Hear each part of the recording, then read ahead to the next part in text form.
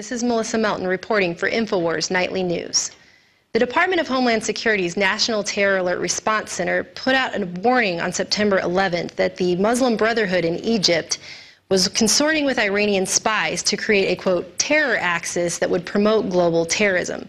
This occurred on the same day that Christopher Stevens, our ambassador to Libya, was killed alongside 3 of his staff members in protests sparked by the Muslim Brotherhood.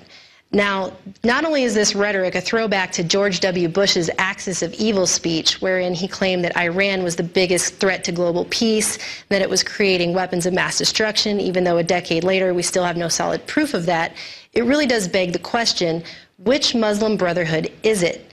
Is it the one that our White House has opened its doors to, that we're in contract negotiations with, and that we've been giving billions in military aid funding to? Or is it the Muslim Brotherhood that apparently sparks protests that end in the death of our ambassador and are working alongside Iran to promote global terrorism? One thing is certain, as we continue to regime change and nation build across the Middle East, our government is having a harder and harder time keeping their story straight. Now, at the time that I wrote this story, the Pentagon was getting ready to release drones to Libya. Hey, Pentagon, I have an idea for you. Why don't you send the drones to the same address that you're sending all of these billions in military aid checks to? You'll save yourself quite a bit of time. Now, moving on. A trailer for the Mohammed film that supposedly sparked the protests in Egypt, Libya, and Yemen earlier this week had apparently been up on YouTube for 2 months, but according to a story by Paul Joseph Watson up on Infowars.com today, the attacks were coordinated well in advance of this trailer being released. Now, this film was purposely dubbed and edited to enrage the Muslim population. In it, the Prophet Muhammad is depicted as a pedophile, a homosexual, a religious phony, a philanderer, a womanizer, and a bloodthirsty dictator. And despite the alleged filmmakers' claim that the movie was funded by rich Jewish donors to the tune of $5 million, it has all the quality of a low-budget film project.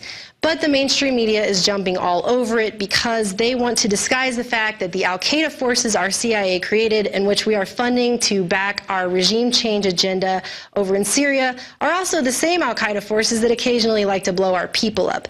But they don't want you to know that because they have to justify this whole Syrian regime change thing any way they can. More and more, though, this trailer is looking like a psyop that was created specifically to antagonize the Muslim people, to manipulate their emotions, and promote a clash of civilizations so that the U.S. and NATO can increase military presence and rush in and pose as saviors. It's classic Hegelian dialectic, problem, reaction, solution. For INFOWARS Nightly News, I'm Melissa Melton.